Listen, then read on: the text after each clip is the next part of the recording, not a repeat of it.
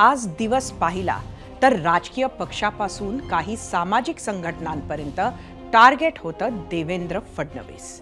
आता त्याचाच प्रमुख भाग होता तो म्हणजे मराठा आंदोलक मनोज जरांगेंचा आरोप। आणि त्यावरच होता आपला आजचा प्रश्न, ज्यावर महाराष्ट्रानं दिलेला कौल पाहण्यासाठी जाऊया आपल्या पोल सेंटरवर। पहिले बघूया आजचा प्रश्न। मी तुरुंगात गेलो तर भाजपची एकही जागा जिंकून आली नाही पाहिजे, जरांगेचा एल्गार। भाजपला विधानसभा निवडणुकीत फटका बसेल का? एकूण 16,000 मतं यूट्यूबवर। 81% म्हणणं आहे होय, 19% म्हणणं आहे नाही। बघूया इंस्टाग्रामवर 4,000 मतं। 74% म्हणणं आहे होय, 26% म्हणणं आहे नाही। फेसबुकवर एकूण 1,500 मतं।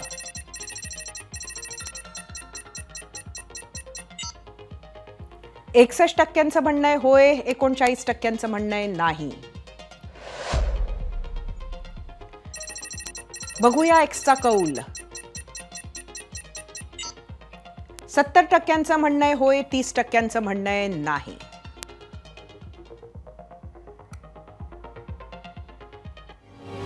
दीड वर्षांपूर्वी कतरमध्ये झालेला फुटबॉल वर्ल्ड कप आठवतोय का? अर्जेंटिनानं तो वर्ल्ड कप जिंकला, सुपर स्ट्रायकर लिओनेल मेसीच्या जोरावर। खरं तर अवघा वर्ल्ड कप पाहिला तर प्रत्येक संघाचं टार्गेट एकच होतं, ते म्हणजे मेसीला रोखण्याचं। आणि त्यासाठी वेगवेगळे चक्रव्यूह रचले। तसंच काहीसं आज देवेंद्र फडणवीसांसोबत होतंय। त्याला कारण आहे आपल्या येणाऱ्या निवडणुका। राज्यात असो की देशात, कोणत्याही निवडणुका लागल्या की सगळेच राजकीय पक्ष निवडणुकीचं मैदान मारण्यासाठी प्रचाराच्या रणनीतीला लागतात।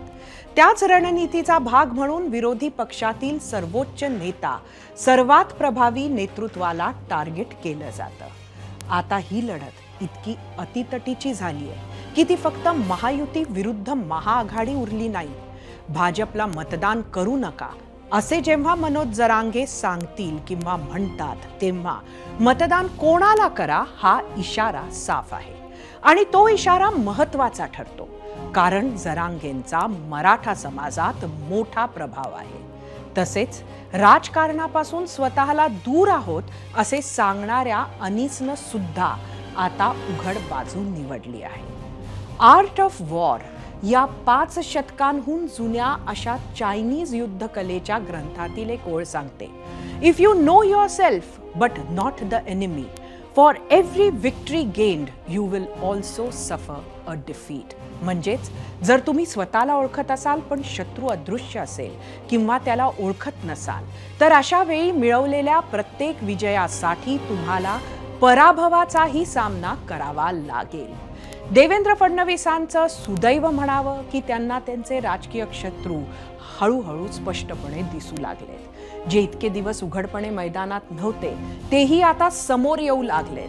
आधीच लोकसभेत सर्व विरोधी पक्षांच्या एकीमुळे भाजपाच्या आजूबाजूला तयार झालेला चक्रव्यूह महाराष्ट्रात अजूनच घट्ट होताना दिसतोय। त्यामुळे आता हा चक्रव्यूह देवेंद्र फडणवीस भेदू शकतील का?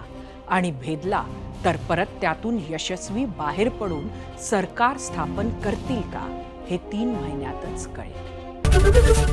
एबीपी माझा, उघडा डोळे बघा नीट।